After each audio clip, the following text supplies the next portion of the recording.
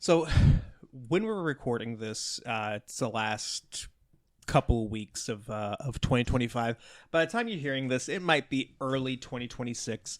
But my question this week is, what is something that didn't happen in 2025 for you that you wish had and that you want to bring with you into 2026? Is that kind of... This was actually Tabitha's question. I should have had you open, but you know.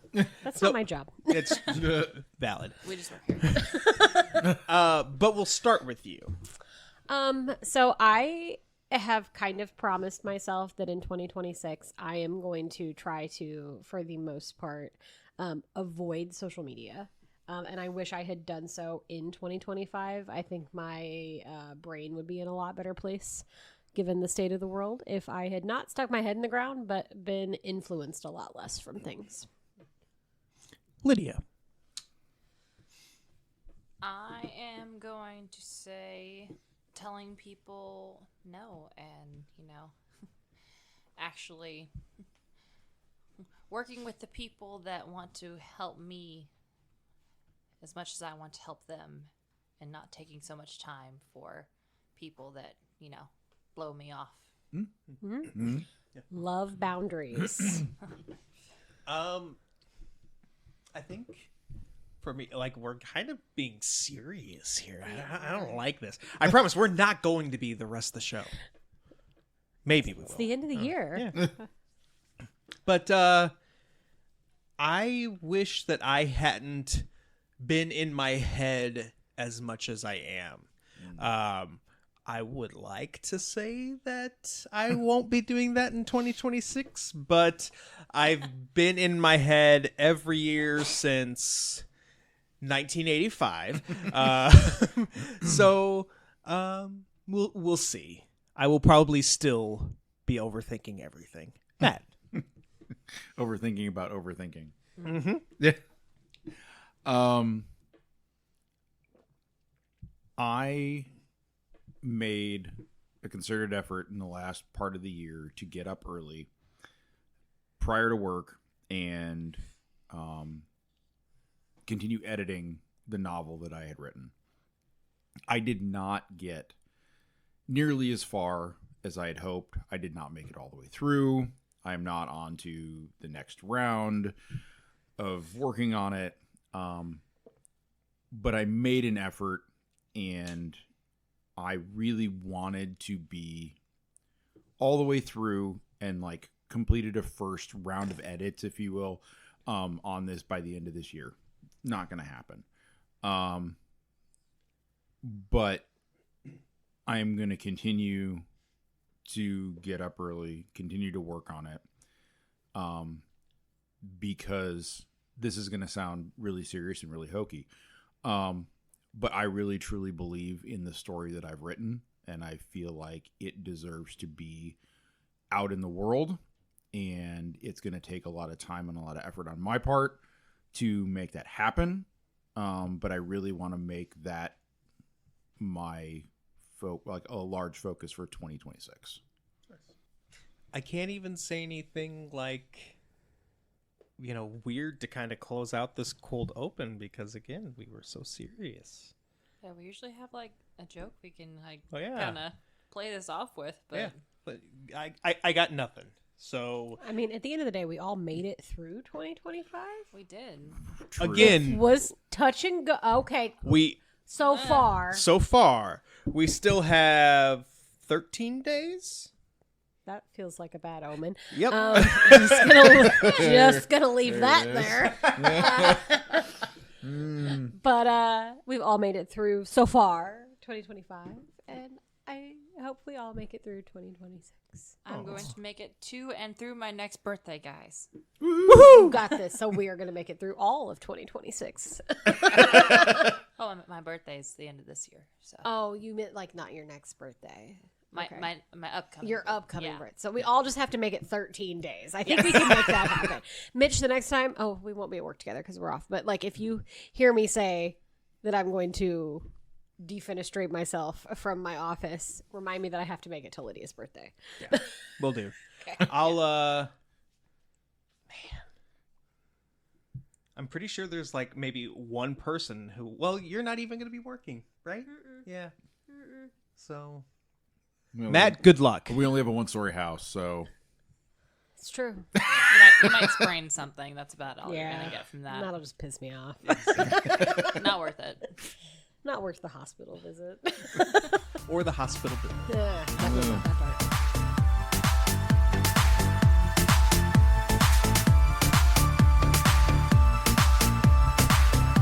You're listening to The Geek Awakens with Mitch, Matt. Tabitha. And Lydia.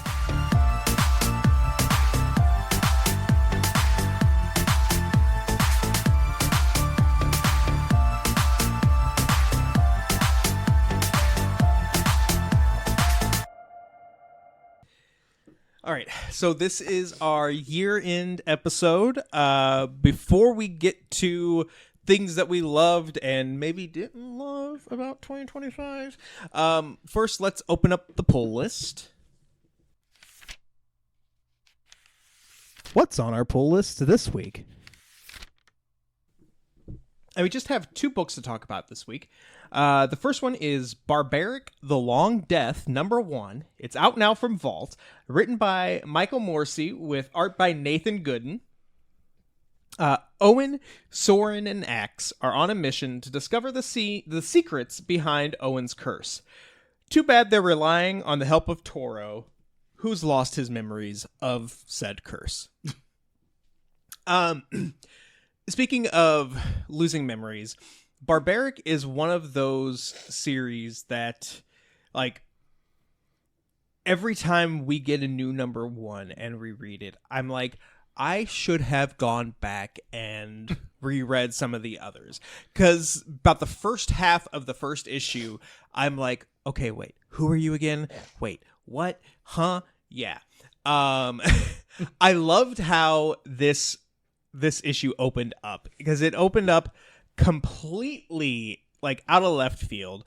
You've got Toro, who is this kind of like goat-ish Satyr. Sure. But like, you've got Toro, who is like solving some kind of like murder mystery, like Agatha Christie style, and then we go back to, you know, the world of Owen and Axe and all them.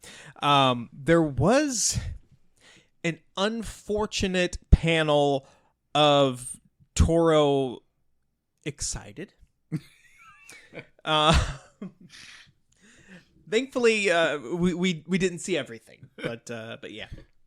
But no, if you've read any of the Barbaric arcs or stories, especially ones that we've talked about, you know what you're getting yourself into.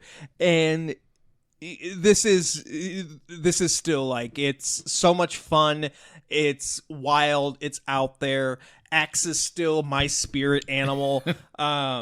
Yeah, I really enjoyed this. I'm excited for issue 2, but again, like, maybe I will find the time to go back and reread some of the other Barbaric stories, so that when issue 2 comes out, I am kind of like more in the zone, I guess. Matt, what'd you think? Yeah, when we were reading these actually earlier this evening, Tabitha was asking about it, and I'm like, it's Barbaric. You kind of know what you're gonna get, but at the same time, because it's a new #1, it's a new story arc. You kind of have to get a refresher, like put yourself back in the mindset as you get into this. And as much as I love everything about this series, that's the one thing that kind of frustrates me a little bit. I almost wish that instead of getting new #1s, we just had like one long continuous, like, I wish this was more like Saga in that regard. We're like, okay, so it's been 3 months since we had an issue, but here we go. Here's issue 27. You know, like, not issue #1 of this new story arc with a new name to it. That's really my only gripe. Because it picks up pretty much where other stuff had left off. The only question is, like, which was the last story arc that it finished? Because, like, I feel like there's some offshoots and there's some one-shots. Like, which one exactly does this pick up off of? Either way, it's Barbaric, it's Axe, it's Owen, it's fantastic. The snark is there. The I don't know, the gore. It at this point, you know what you're getting into if you've read any of these. To this day, absolutely guaranteed, one of my favorite parts is the speech bubbles differentiating who is talking. Mm-hmm. Always love that. Always will love that. It makes it so much easier for me when I'm reading it to put it in the voice that I've created in my head for said character. So, I don't know. Always ready for more. Let's see where this goes. Maybe someday we will find the source of Owen's curse. The next book we're going to talk about is Rick and Morty, The End, #1. It's out now from Oni Press, written by Daniel Kibblesmith with art by Jarrett Williams. Oni Press is saying that this being the end is not just some kind of like marketing ploy. This is really the end of the Rick and Morty comics. Rick is on the run throughout the Omniverse, and Morty, the person who knows him best, is tasked with finding him, or else all the Mortys in every universe will be erased from continuity. This is an offshoot of the last Rick and Morty miniseries. I am blanking on the name of it. So it's one of those where I wasn't necessarily lost reading it, but I think that if I had read the last miniseries, I would have appreciated some things more. There was one character who actually helps out because the character's name is Recapricorn. And so, like, Recapricorn does kind of fill in some of the blanks that we're missing. But kind of like what we were talking with Barbaric, with Rick and Morty, you know what you're getting yourself into. This is, again, as someone, I feel like I say this every time we read a Rick and Morty book, that I'm like, I'm not super, like, astute in, the Rick and Morty, like, TV show and all that kind of stuff.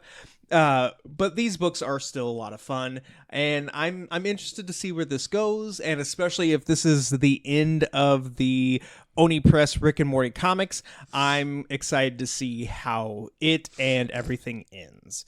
Tabitha, what'd you think? So I'm a huge fan of Rick and Morty. However, if this is the end, I'm okay with it. Because the last, 5 or 6 Rick and Morty books we have, gotten access to and read have been so repetitive that I almost can't differentiate them. I feel like I'm just kind of reading the same thing over and over.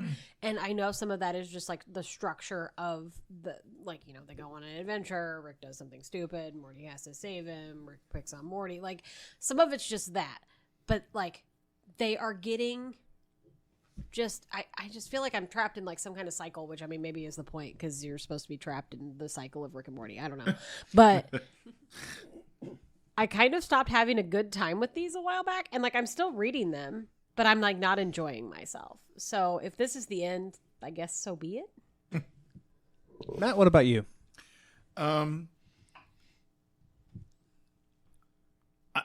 think I'm kind of partway in between here. At some point, you shouldn't beat the dead horse. You should let the story finish where it's going to end. So if this really is the end, again, so be it. I am intrigued to see how this part of the plot, plays out. Because this almost feels a little bit more like a cat and mouse chase in this last little 6-issue I guess mini series, if you will, as Morty tries to find Rick and put everything to rest. It has some of the classic Rick and Morty jokes that land well. It has a few that fall flat, but either way, this would be one of those just to see how it all wraps up. I'm here to see how these issues play out. All right, it is time for our year in review. So what we usually do is we'll talk about, our favorite thing of the year. Then we'll talk about what was maybe our least favorite, our biggest surprise of the year, and then looking forward to 2026, what the new year will bring for us, I guess. I can't remember last year. We're starting with Tabitha and Lydia with our favorites, because I can't remember last year if this was your favorite or your biggest surprise. But either way, whichever category that was, you both had the same thing, and you have the same thing this time. So we're of course talking about Wicked for Good. Not huge spoilers, please, because I still haven't seen it, and I've managed to not get super spoiled. Have you not seen the musical or No. listened to it? No, I've listened to... How are we friends with him? We gotta go. Lydia and I have somewhere very important to be that is not here. Okay. Oz. So Oz. Yes. I know the general, overall plot. So, like I said, there are some things that some people would consider a spoiler. I don't, because I know kind of going into things. But I'm sure that there are some things that differentiate from the movie versus the musical that I might not know about. So. Mitch, let's just put it this way. Wicked for Good is kind of like Rogue One. Do you get Princess Leia at the end? I don't understand that reference. I don't understand that reference either, and I've seen both of those things. How is it like Rogue One? Rogue One leads into A New Hope. Oh. For Good leads into Wizard of Oz. Yeah. Okay. And yes, you technically do get Princess Leia. Yeah, you get Princess Leia in the form of Dorothy, but only kind of. So I follow now, even Okay. though I still only vaguely understand the Star Wars reference. Yeah. But, you know, I'm just trying I'm to back. I'm just trying to bridge the gap here so that Mitch is not quite as lost as usual. Rude. Anyway, Tabitha, let's start with you. Why is Wicked for Good your favorite thing of this year? So I think it was most surprising for us last year, if I remember correctly, with the first half of the Wicked movie. I was a little concerned about the second half because there is a very abrupt tonal shift between the first half and the second half of Wicked. You go from we're at school, we're singing songs, we're having a good time, there's some sad undertones, but everything's gonna be fine. And then the second half, you're like, everyone's going to die, and you're just gonna have to deal with it. Everything is sad, everything is dark. Sorry. I was not, I don't want to say concerned, but I was worried that they were going to try to bring in that everything's fine, all these colors are bright and everything's going to be okay, because they didn't want to make that super twist on the tonal shift. I guess I was concerned about the direction that they were going to take with the second half, and this didn't end up as my most surprising, simply because I wasn't surprised, because they kept the tone exactly the same as they did in the musical. There is an abrupt shift there where everything's a little darker, and they did a fabulous job with it. Lydia and I both expressed concerns at the whole start of this, that the songs weren't going to feel the same. It wasn't going to feel authentic, but the sweeping backgrounds and the incredible characters that actors that played these incredible characters pulled off both parts. They pulled off that happy snappy, and they also pulled off that, oh god, the world is in the world is in turmoil, everything's on our shoulders, what do we do? But it still felt warm and fuzzy. I don't know. It was very well done. I bawled like a baby. Lydia told me to take Kleenex. I forgot. And I blew my nose on about 75 popcorn napkins, but it's fine. Lydia, why was Wicked for Good your favorite thing? a lot of what she just said. I also took a day off of work because they did a double feature of the first half and then Wicked for Good on a Thursday. Like Thursday of opening weekend for this. So they did it. It started at like 11 a.m. and we left the theater at almost 5 p.m. But so me and my mom went and watched them back to back, and I am so glad that we did, because even having seen the first movie and having seen the musical and all that, like seeing them back to back really just like solidified, like she said, that tonal shift from everything's happy-go-lucky and we're all gonna live our best lives and we're so happy to, oh, well, there's all of these issues with the wizard and like just that abrupt shift to her being the villain in everyone's eyes. And they did that so well. And I know a lot of people complained even because of how much that the second movie like shifted and like focused more on those plot lines versus like the music and things like that. It's like, first off, have you never seen a Broadway show? Because that's literally every show like this ever, because the first half is everybody like getting what they want and the second half is the consequences of your actions. That is how musicals work. Sorry. But they did it in a really good way, and they added 2 songs, because they added a song for Elphaba and a song for Glenda. But they didn't feel out of place. Like, they still fit how the characters were built, how the characters are feeling. Like, they fit into their individual storylines, if not necessarily the, like, story as a whole. They fit the characters themselves. So it didn't feel like they had like shoehorned stuff in there just to put it in there. Like it still fit the characters. And they did such a beautiful job of making these characters grow from the first movie to the second movie. Like even the people that have seen the musical, like Tabitha said, I warned her to take tissues because I literally sat and bawled my eyes out from like halfway of the movie to the end. Like, I'm not a big crier when it comes to movies. I was literally in tears the entire time.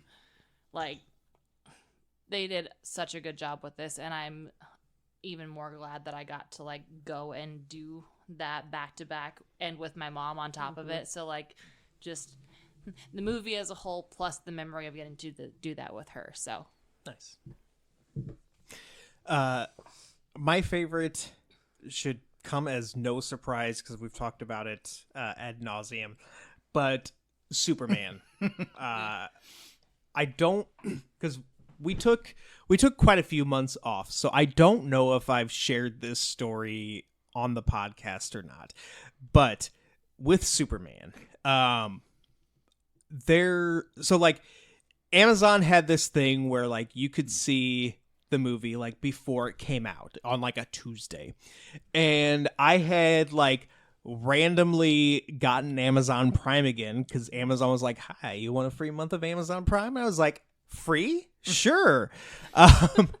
And then it was right during that time where I was like, oh, cool, that means that I can go to this early screening. Awesome. Buying 2 tickets in Springfield. Done.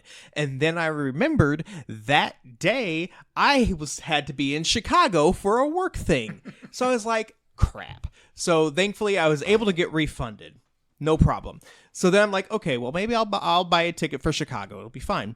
A single ticket in Chicago was like $30. So I was like, I don't know if I want to see Superman that badly. So I didn't do it. So that week rolls around. Monday, I'm sitting in my hotel room and I'm like, I really want to see Superman tomorrow. So like I go and look and seats are still available. So like, yes, I forked over the money to go see it. I then forked over more money to get the Superman popcorn bucket thing that looks like a newspaper thing and a cup, because I'm who I am as a person.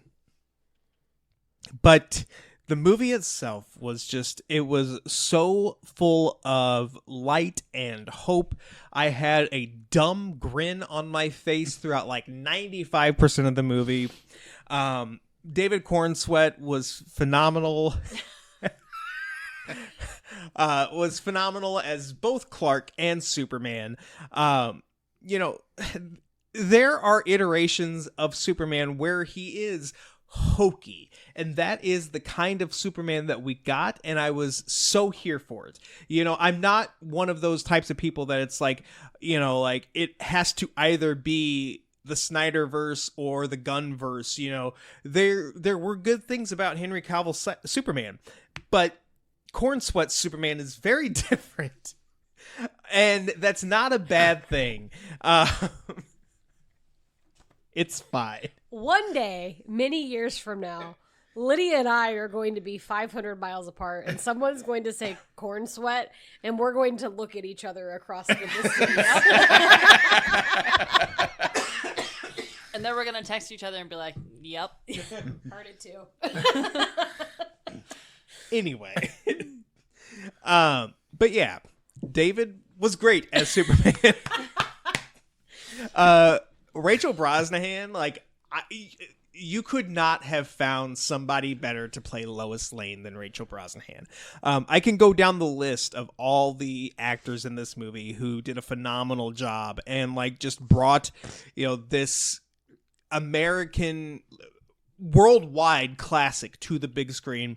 It was just, this type of movie was something that we needed to see in 2025, especially with, you know, a lot of, you know, like getting like dark, gritty versions of, you know, classic characters, which, yes, there is space for that. But in the year of our Lord 2025, we needed bright, shiny, hokey, and that's what we got. And even though this wasn't like the official launch of, you know, the DCU, this was a huge jumping on point and really got me excited for what's next. Matt, we're going to finish off with you. You also had a movie. All of our favorite things were movies this year. Yeah, for a group of people who doesn't watch a lot of movies, our favorites were movies. Yeah. Which is weird how that works. Yes, right. Yeah. So let's talk about Sinners. It's a 2-hour time commitment that we could all afford. Amen. You're right. So my best thing of 2025 was the movie Sinners. Going into that movie, I looked this up because I had to double check. It released in April. So prior to blockbuster season, just outside of the doldrums of like the January, February, March, like all of the shit movies that we still just need to get a theatrical release for are coming out. You know, so it's in that mid area. Ryan Coogler was behind this, and everybody kind of had, I think they had a sense of what they thought we were going to get from this movie, seeing Ryan Coogler's work with Black Panther. This movie took the cinematic ability that he has as a director and put it into a dark, gritty, uncomfortable place. And it was fantastic. This movie takes place in the 40s or the 50s in Alabama, like deep South. So all of the characters, you know, from that time, from that era, I don't know. There was just so many wonderful things about this movie. There were so many great camera shots. At the end of the day, one of my favorite things about this was that everything that we had heard and everything we had seen about this movie, I didn't realize that Michael Bay Jordan, was playing two characters. He was playing twins. And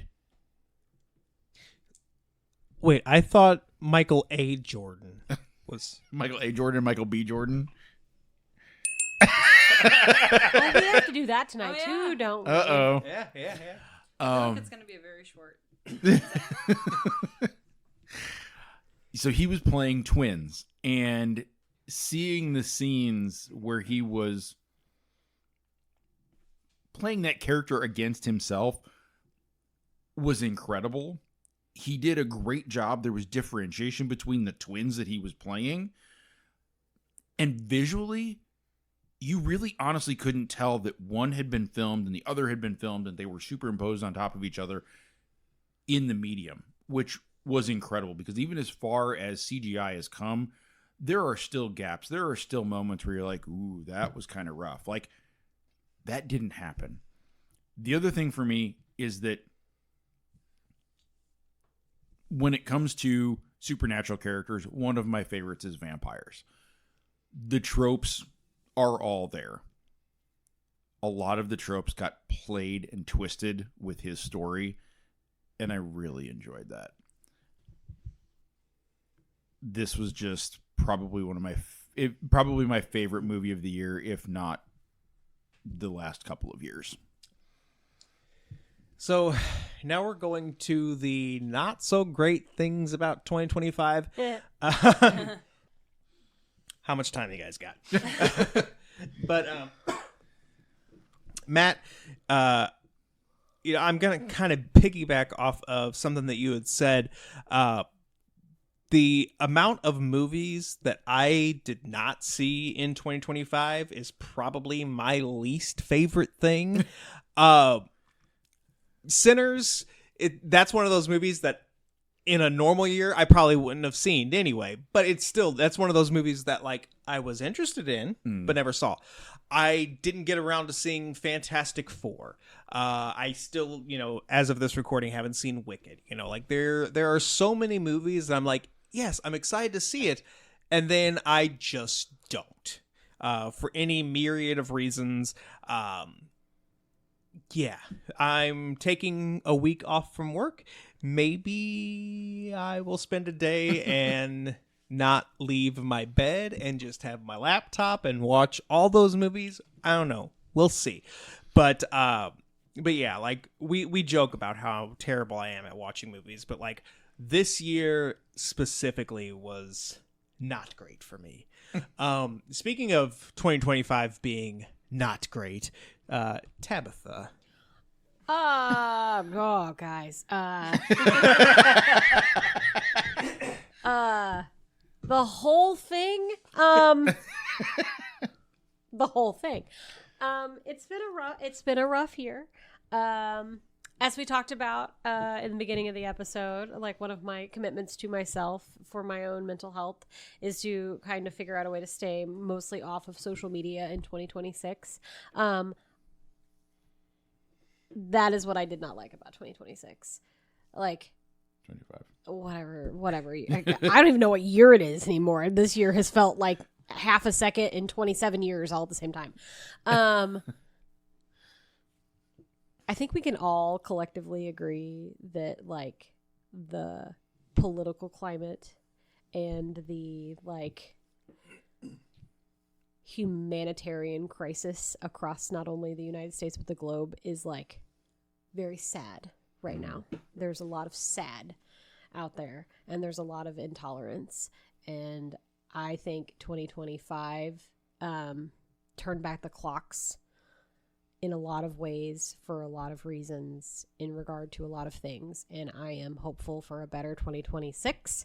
I don't know if we're going to get said hope, but maybe. I don't know.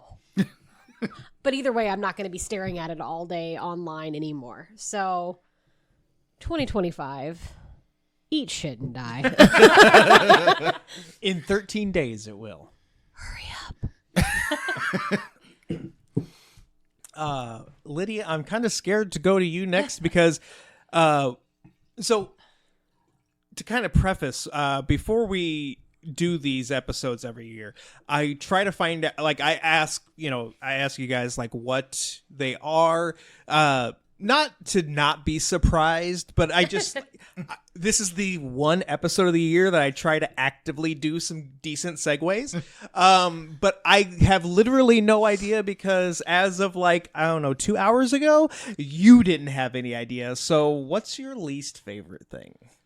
So, I think the reason I have such an issue with this episode is I usually try to keep it in like the parameters of geekdom, to put it that way. So, trying to think of like my favorite and my least favorite and all that fun stuff with that in mind, I could not think of a least favorite thing. And it finally hit me that this year I have not done enough geeky things to actually narrow that down. Because from like the beginning of the year on, it has just been like one thing after another in like personal life, like with our house and cars and just thing after thing after thing, where it has been taking time and money. Let's just put it this way. We bought a house from a contractor, and if you want a contractor for someone that you hate, I have a name. Oh, no. Because, like, we started out the year having electrical issues with our house that we finally got taken care of after months of dealing with it and, you know, a few $1,000s down the drain for an electric company that didn't fix it. And then I had issues with my car, and we had money problems where Kevin couldn't come with us to C2E2 this year. So, like, I ended up going by myself, and we had to get my badge from a comic book store, like, halfway to Chicago because I didn't have the money to pay for it ahead of time and missed the deadline. And just thing after thing after thing like that, to the point where trying to think of geeky things I have done this year, I think Wicked is, like, the biggest thing that I have done. Mm-hmm. Because there are so many things that I, like you said, wanted to see or wanted to do. I haven't even watched the Lilo and Stitch remake this year, guys. Oh, wow. Like, granted, I'm still skeptical about it, but that was something that, like, I intended to see in theaters, even if I could just complain about it. And I still have not even watched it on Disney Plus now that it is out there. Like, just... there's been so much other stuff going on that I haven't had the chance to sit and, like, find a bad thing that is geeky to even talk about. And that in itself makes me sad. So that is my least favorite thing, is that there's been so much other shit going on that I have not had the chance to find bad things and the things that I enjoy. All right, so between Tabitha's, you know, and I think next year we should, like, you know, us four, Kevin, not Seth, maybe a max of 2 other people. We should just, like, hunker down, not leave whatever space that we agree upon for the entire year. The outside world doesn't exist. Yeah. Yeah. Mm-hmm. I'm here for this. Yeah. We'll plan more off air. There's one problem with that. Matt and Tabitha and Kevin and I are gonna have, like, a ridiculous babysitting bill. That sounds like a you problem.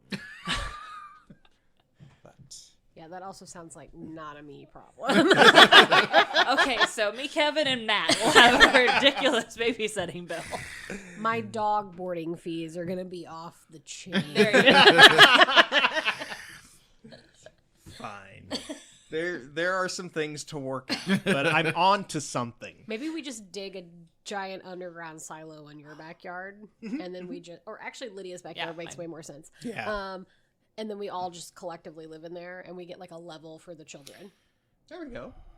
I'm okay with this. Yeah. Okay. I read that book. It doesn't turn out well. It'll be better with us because there'll be less crazy on the outside. that's- It's just us sitting inside That's watching fair. TV. That's true. Can it really be worse than this year in general? No. though? I could have used a bunker a couple of times. Yeah. If only for everyone else's safety. Matt, your least favorite thing of the year is, surprise, surprise, one of the movies that I wanted to see but never got around to it. And maybe that's probably a good thing. So what happened with Frankenstein? I'm going to say it's a good thing for you, but I also have a lot of background knowledge when it comes to Frankenstein. Both the story, the author, the situation regarding the creation of the story, all sorts of things. Frankenstein, like vampires, is another one of my, like, all-time favorite stories, books, what have you. Not that long ago, we viewed the trailer for Trailer Takedown. Skeptical, just because from the beginning I could tell that this was Frankenstein in name only, and in characters. Yes, there are parts of the plot that hold true to the book. There are also a large number of deviations on the story. Strangely enough, I think the thing that I disliked least about this was Oscar Isaac's performance. Like, even Jacob Elordi, who played the monster, he did a fine job with what he was given. Don't really care for basically the script that he had to work with. Like, I don't think that it was... I don't think the monster was well portrayed. Like, visually, yes, it was a beautiful movie. But this was Guillermo del Toro's Frankenstein wet dream. Like, this is what he wanted the story to be, not what it actually was. I had issues with a lot of the things throughout the story. I had issues with the way that it was told, like the framing of the story. And then, spoiler alert, there's a quote that pops up at the very end of this movie after all is said and done. And the individual chosen for said quote is abysmal.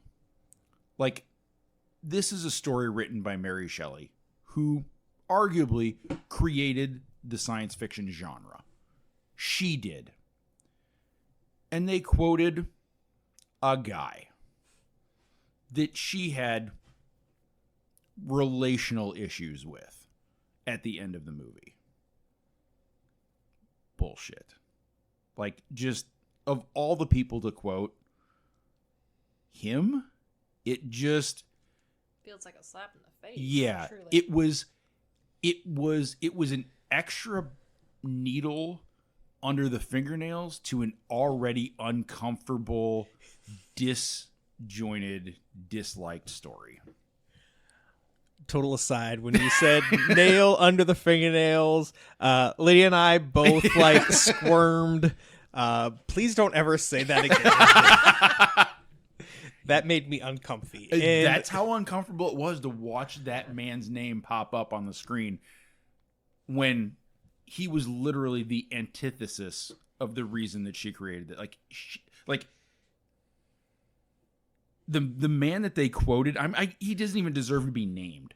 Like, he was the reason that she wrote this story to prove him wrong. And that's who you quote at the end of the movie? And the quote they chose is like something that's very, not only did they obviously give him credit for the quote, but it is a quote from this man that is like a well-known quote. And like they pop the quote up and then they put like the hyphen who it was by. And as soon as the quote started like typing across the screen, I picked up on who it was and I walked out of the room before it was even like done. It was like, I don't consider myself a feminist by any stretch of the imagination, but I might be. Matt, however, is definitely a feminist, and I like justice. And there is nothing as unjust as taking a story that a woman wrote. It was like giving him credit for the entire thing at the end. And turning it into a, like, he manified, like, he took a story written by a woman that you can tell when you read it is written by a woman, and he turned it into a basement dweller's wet dream of Frankenstein, and then he quoted the guy who forced her into writing it to prove that he was wrong. Like, it was just, it felt real icky. Yeah. Like, again, not a feminist. Matt, however, very much so a feminist. And I was offended. Matt was infuriated. Yeah. So, good, bad, or indifferent, we all had some surprises this year. For me, my biggest surprise was Dungeon Crawler Carl. You said it right. You did. You did a good job. You didn't say it. Carl felt weird. You did say it a little bit like me when I've had too much to drink, but it's fine.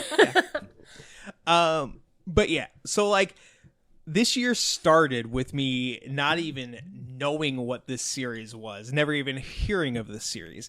Then like about I don't know at what point in the year, but like early-ish, I start to hear like I start to see some buzz about it, and I see some people, you know, like that, like other like authors and even comic creators that I enjoy and trust and all that kind of stuff talking about how good this series is. And I'm like, okay, I might be interested in this. And then I see it in bookstores. I'm like, I want to try this, but it's like $30. And I'm like, maybe I'll wait for it to finally come out in paperback. And then it just keeps getting like more and more to the point where I cannot avoid it. And so like I was finally able to start reading the first book, plowed through it, got the second book, plowed through that too. I did that specifically for you, Tabitha. I have the third book, haven't started it yet, but this series is so much fun. I can't say enough good things about it. If you like D&D, if you like Survivor, which is weird for me saying that because I don't actively like either of those things, but I do like cats, and a cat is a main character in this series, so there we go. This is a very weird combination of things. But no, but like this book is funny, it's absurd at times, not so much in the first book. You start to kind of feel it in the second book, and you know that it's about to get real serious, but I feel like it's gonna get real serious, but at the same time it's still going to keep the heart that I've seen so far. Cannot wait to read the other 5 books that are out now. The 8th book comes out next year. Yeah, for something that I didn't know about 12 months ago, and I'm at the point now where like if I ever decide to get a second tattoo, maybe it'll be related to this series. I don't know. Matt, your biggest surprise was actually something that, like, because of how 2025 was, I had kind of forgotten about, which is absurd because Doctor Who is one of my favorite fandoms. But your biggest surprise is Doctor Who, the whole falling out of love with Disney Plus, that whole thing. Yeah. I remember discussing when Disney had bought the rights and the streaming was going to shift to Disney Plus, and we were going to get like Doctor Who but with a bigger budget on Disney Plus, and we were all excited to see like what they would come up with, but felt like they were probably going to keep the same tone. And it's my biggest surprise because even though I haven't finished this most recent season, thanks to the internet, I know what happens. And you probably know too at this point because it's been out long enough. But our Doctor has left the series. We have a new regeneration. We don't know who the newest Doctor is even going to be because there's a twist in that final episode. But all of that happens amidst the fact that basically Disney has been, we don't care anymore. And just brush Doctor Who under the rug. So it's still on Disney Plus. Don't know where the next series is going to show up. Don't know who the Doctor is going to be. We have a spinoff coming, but it's coming from BBC. It's not coming from Disney. It's just not, it's not the way it's a bad breakup. Mm-hmm. And it's not the way I think any of the Doctor Who fans, the Whovians, thought this would go. and it's just weird. There's concern, there's fear, there's trepidation for all the Whovians. Like, what happens next? We know we're still going to get Doctor Who because of what this series is, because BBC is still behind it. But where, when, who? You're welcome. It's just like, it kind of blew my mind the way that all went down, and it all kind of exploded pretty quickly as the series ended. Mm-hmm. So I think it caught everybody off guard. Yeah. No, go ahead. I was just gonna say, outside looking in, because obviously I don't Doctor Who, but like, it almost seems from that like Disney got involved just so they could like try to get rid of it, because it is such a huge thing. To get involved with something like that and then just be like, oh well, who knows? Like, okay, why would you put your name alongside something like that to then just try to like dismiss it? Yeah. Lydia with her tinfoil hat. I like it. Best kind of hat. And to kind of like piggyback off of what you said. So like the spin-off series, it's currently airing on BBC, but Disney Plus isn't going to show it until I think January.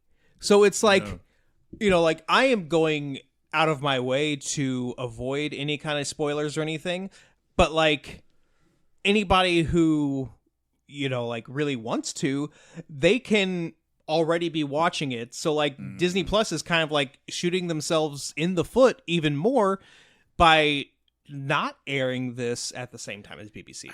I guess the end of the day, I just don't understand why they would, like you said, maybe it's conspiracy theory, like try and get rid of a competitor, but like this has such an incredible following and has for so long.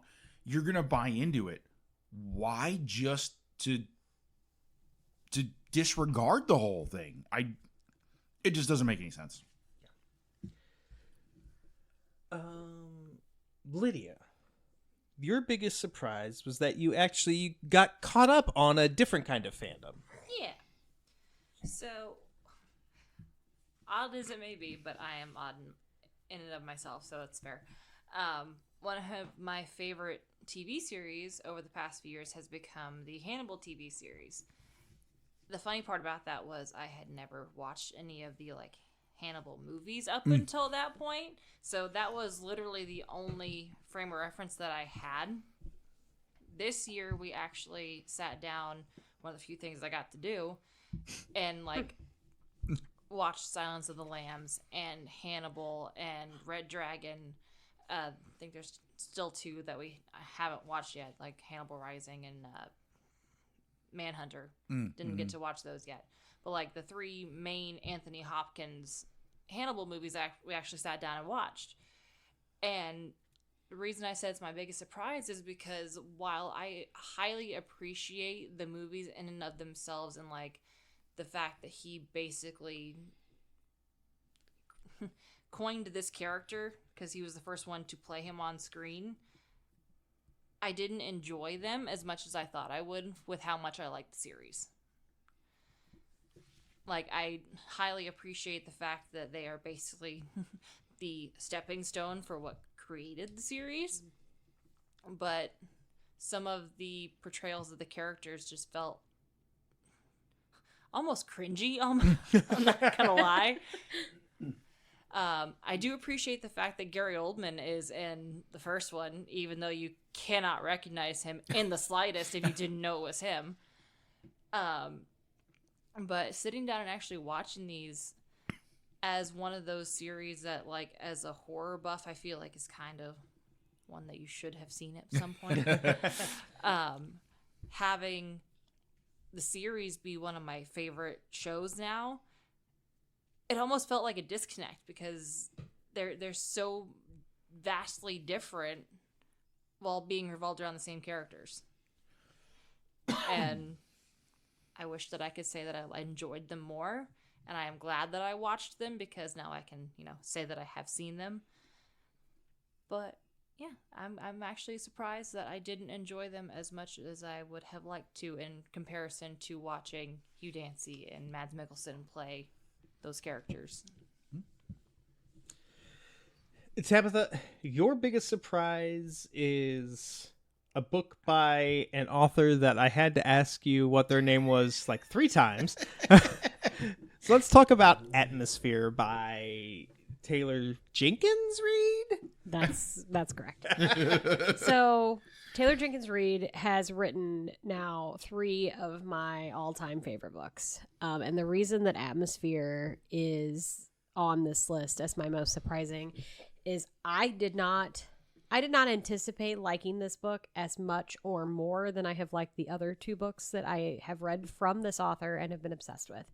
Taylor Jenkins Reid is the author of The 7 Husbands of Evelyn Hugo and Daisy Jones and the Six, which are 2 of probably my top 10 favorite books I've ever read. And for there to be an author on that list that has 2 books, I did not anticipate adding a third to that list. While I did not enjoy it as much as I enjoyed Evelyn Hugo, I think I enjoyed it slightly more than I enjoyed Daisy Jones and the Six. And I just was not anticipating liking it as much as I did. Atmosphere is the story of women in space for the first time. And not only that, but it is this terribly heartwarming mother-daughter story and this woman coming to terms with her sexuality and this epic love story that spans from here past the moon. And it broke me. Like, You cried so hard. I was crying so hard I was seriously thought I was gonna throw up. Like, I was doing that like ugly belly sob thing that you're like someone has died cry at this book, and like I put it down a couple of times because I'm like, nope, it's getting too emotional, I gotta put it down. And then like 45 seconds later, I was picking it up and I'm like, why do I hate myself? Like, this is, what am I doing?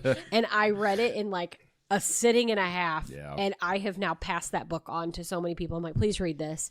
And every single person I pass it on to, A, is mad at me for making them cry, but B, has loved it. And again, I just did not anticipate liking it as much as I liked those other 2 books by the same author. And this is none of those 3 books are like in what I would call my favorite genre or my wheelhouse. So the fact that like she can write these evocative characters and like these people that I just like am obsessed with and fall in love with immediately is incredible. It usually takes like an 800-page book about like an Arctic exploration where everyone dies for me to have an emotion about it. Not when it's Taylor Jenkins Reid, apparently. So it's time for us to put 2025 behind us, hopefully, thank God. And now look forward to 2026. What are some things that we are anticipating? Matt, we're going to start with you because technically this still could happen in 2025, but I don't know. Let's talk about the end of Stranger Things. So I think technically the end of Stranger Things happens between Christmas and New Year's. But let's be real.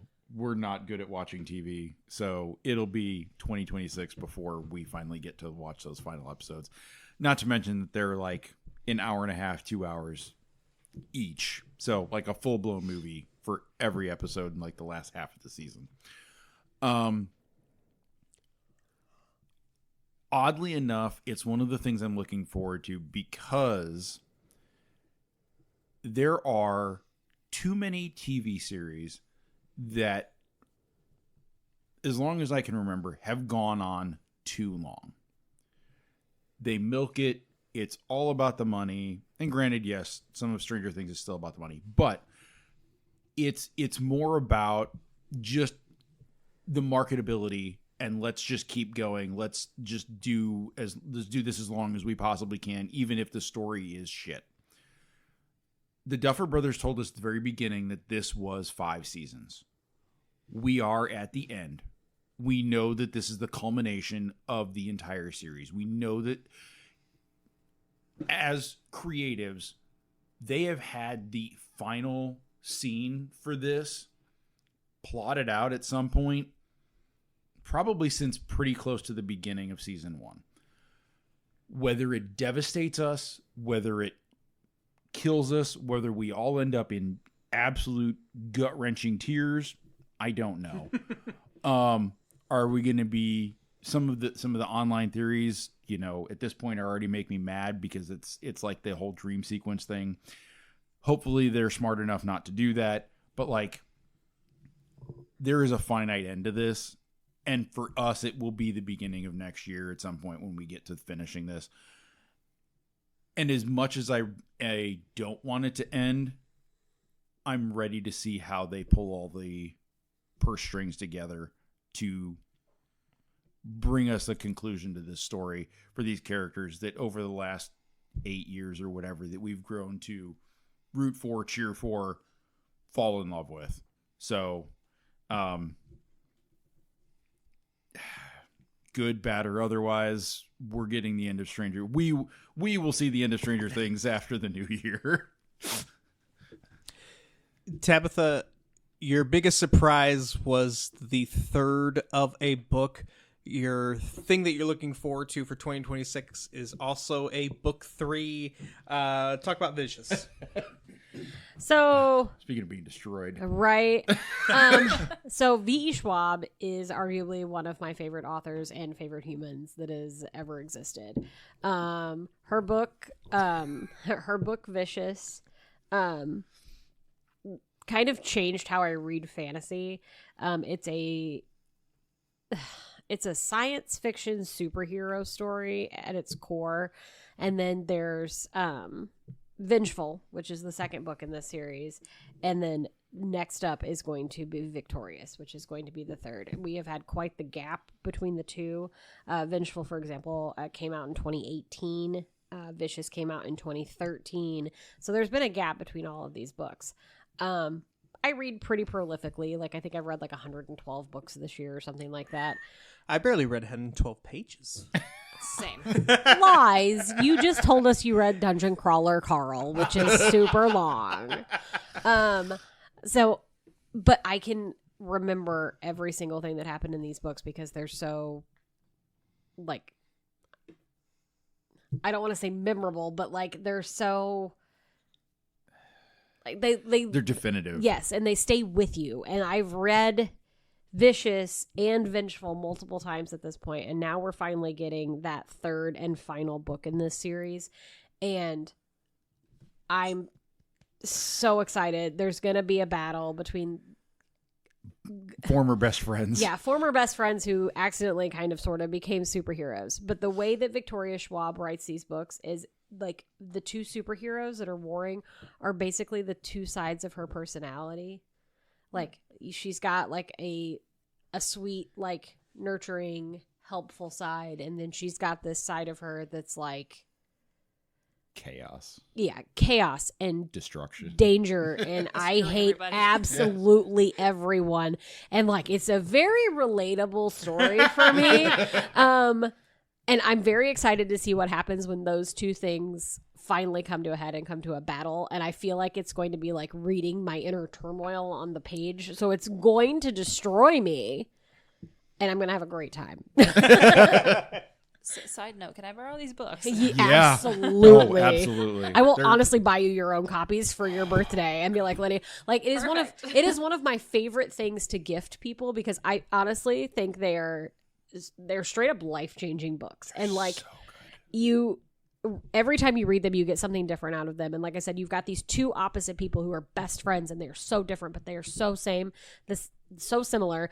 And each of them have their own reasons for why they're doing everything. And it's not because of their past. Like, it's not because of something traumatic that happened to them in their childhood, which is so played out. It's like just who they are as humans. It's just what's naturally ingrained in them. And then like the trauma bond of this. It's so good. It's just so good, and I'm so excited. So which one's the Glinda and which one's the Elphaba? Victor is the Elphaba. Yeah. Yeah. And Eli is the Glinda, right? Oh, absolutely. Yeah. Okay. Yeah. So her name is V.E. Schwab Victor. And And Eli. Eli. Yeah. Oh, Yep. Yeah. oh. Yeah. So I like again, that. 2 sides of her personality. It is meta as fuck, and it is great. Which quick aside, going back to Wicked, can we just appreciate the fact that Elphaba still called her Galinda throughout the rest of the... Yeah. Yeah. I was like, in your face. Gut Linda. Linda. Oh, remind me to tell you a story after this. Yeah. Lydia, for 2026, you have not seen enough horror movies in 2025. Nope. And in fact, I actually have a list on my to-do app that is literally just movies to watch, and it is pretty much all horror, thriller type movies, and there are 52 movies on this list already that I need to watch. That's 1 a week. That's a good point. But there are going to be more that are coming out in 2026 that I have already heard about and I'm already excited about, and now I need to add more movies to my list that I'm not probably going to watch until 2027, but that's besides the point. Because there are at least 3 I can think of off top of my head.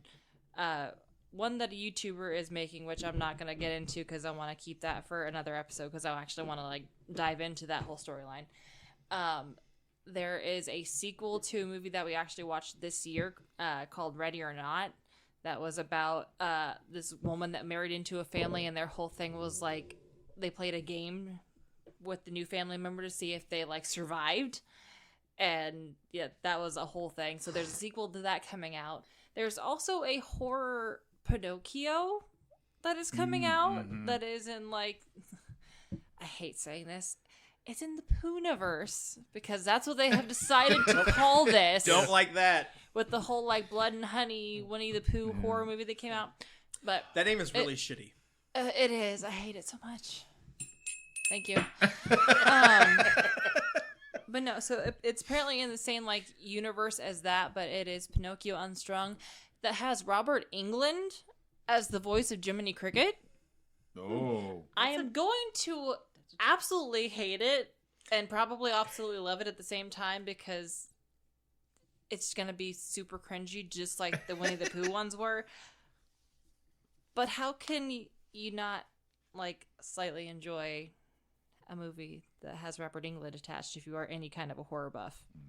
So there's going to be some fun things coming out, and I'm excited. And I'm probably not going to watch them for a long, long time, like I said, because I guarantee a majority of the movies that are on this list have been out for probably a good 20 years, which, ouch, I don't want to talk about the fact that I'm that old. But anyway, yeah, there's fun things coming in. I'm excited.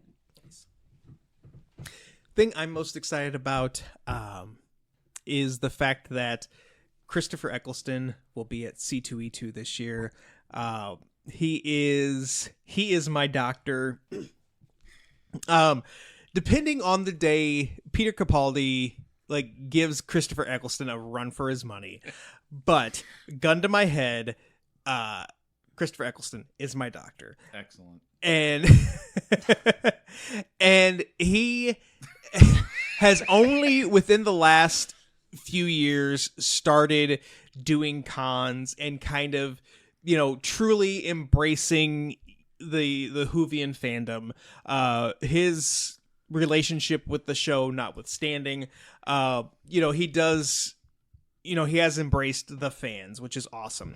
But like, I didn't think that even once he started doing conventions, I was like, I'm probably never going to meet him. And then, oh, hi, C2E2, this convention I go to every year. You're going to be at it? Cool. Awesome. I do not care how much his autograph and his photo op will be. I am getting one of each. It's going to happen. I am so excited. Assuming he has a panel, like I am going to be like, that's going to be one of those panels that I'm like with Stan Lee, like the second that the gates open, that's where I'm going. Screw all y'all. I don't care what's going on. Running to the Lord of the Rings panel. Yep. Literally running. Yeah. Hey, we made it in the room. That's all that matters. Facts. You were in the room where it happened. And we had chairs. Ooh, We even did. better. Yeah. But yeah, like I cannot wait. I only hope that it doesn't sell out before I buy those, which I don't think that it will. It won't. It'll be fine. It'll be fine, right? Famous last words. Yep. So, last thing that we're going to talk about is our annual shame bell count. We did take a lot of time off this year, so I feel like these numbers may be a little bit deflated, but I am sure that what's the word I'm looking for? The ratio will stay the same. Yeah. I'll win. Wow. Sure, we'll go with that. I will say, looking over the years of the shame bell count, this is the lowest number for anybody, including you, Woohoo! because we took so much time off. That said, Mitch does still have the most. So, you have 11 normal shames, one of which was for Kazam. For making you watch it? Yes. Yeah. One was from Matt. However, you did have Tabitha take a shame away from you for your segue for The Mummy Returns. You did also get 2 foot shames. And 1 shame from me. Everyone shamed Mitch, including my feet. Yes. So your total... Can I sell that on the internet? Split the profits. I don't care. Perfect. So your total for the year was 14, which is your lowest ever. But again, we took how many months off, guys? Does that really count? Yeah.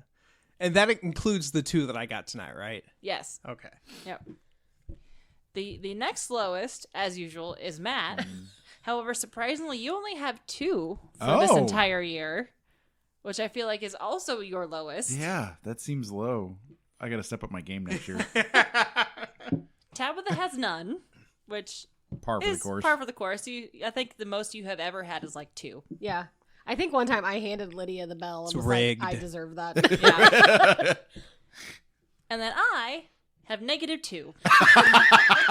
Because Tabitha gave me 1 shame on the very first episode of the year, but then took it back 5 minutes later just for me existing. And then at another point... God, your notes are this detailed. I love that. There is a reason that my t-shirt says the secretary. I also got 2 shames taken away for telling Mitch to not judge Tabitha's Thanksgiving habits. Hence, -2. So, depending on how you view it, whether you say that the most or the least is the winner, it is either me or Mitch. You decide. I'm going to go with the least.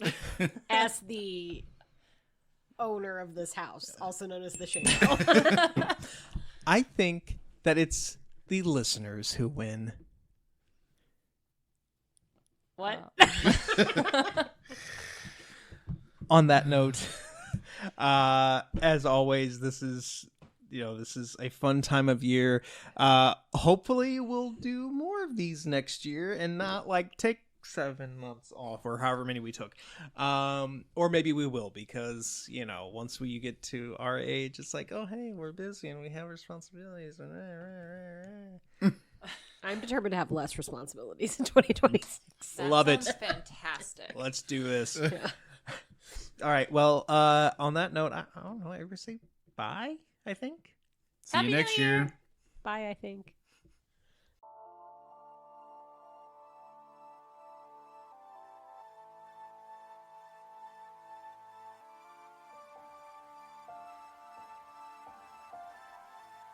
That's going to do it for this episode of The Geek Awakens. If you have any questions, comments, or concerns, then shoot us an email at thegeekawakenspodcast@gmail.com.